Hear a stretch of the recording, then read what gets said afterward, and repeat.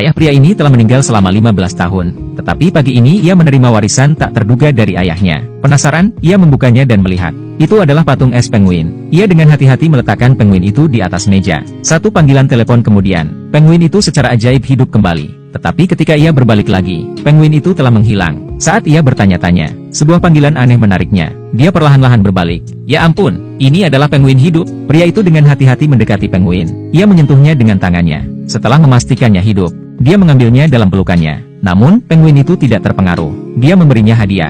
Pria itu tidak berdaya, tetapi ia tidak punya pilihan selain memasukkan penguin ke dalam bak mandi dengan es batu, dan bergegas pergi bekerja. Tetapi sedikit yang ia ketahui, ini bisa saja membunuhnya. Karena segera setelah pria itu pergi, penguin tidak bisa menahan kegembiraan dan kegembiraannya. Melompat dan melompat di bak mandi, dan bahkan mencoba terbang. Tetapi secara tidak sengaja menyalakan keran. Setelah beberapa saat, kolam air terisi. Penguin-penguin itu sangat bahagia. Bak mandi seperti samudra saat ini. Dia berenang di dalamnya. Di malam hari, Mike si pria pulang dari kerja. Ia hendak pergi ke toilet untuk memeriksa penguin itu. Dan ketika ia membuka pintu,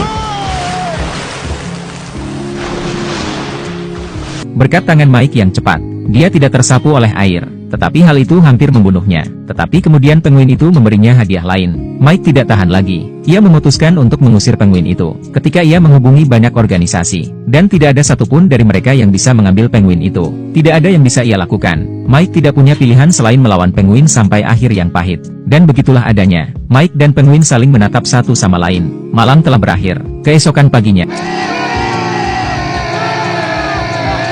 jam alarm penguin membangunkan Mike. Mike tidak tahan lagi. Ia melemparkan penguin itu tepat di luar pintu. Penguin itu tampaknya telah melekat pada Mike. Ia tidak ingin pergi. Jadi Mike melemparkan air dari vas ke lantai, mengambil penguin. Selamat tinggal. Mike senang bisa menyingkirkan penguin itu. Tetapi ia dihentikan oleh seorang penjaga keamanan tepat saat ia keluar dari lift. Petugas keamanan yang baik hati membantu Mike menemukan penguin itu. Mike segera menyangkalnya. Tetapi semua buktinya ada di sana. Mike tidak punya pilihan selain membawa penguin itu pergi. Untuk menjaga rahasia penjaga keamanan, dia juga membayar petugas keamanan untuk tutup mulut.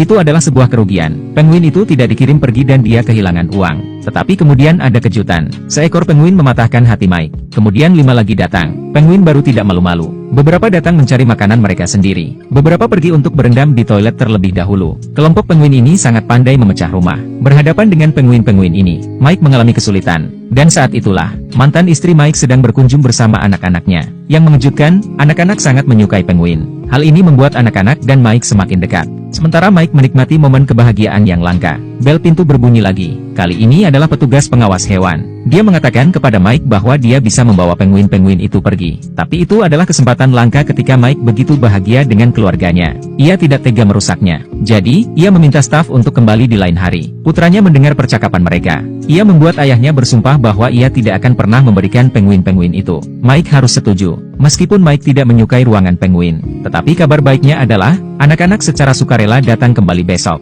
Hal ini tentu saja membuat Mike, yang biasanya hanya melihat anak-anaknya setiap setengah bulan sekali, merasa senang. Tetapi bagaimana bergaul dengan 6 penguin? Itu adalah tugas yang sulit bagi Mike.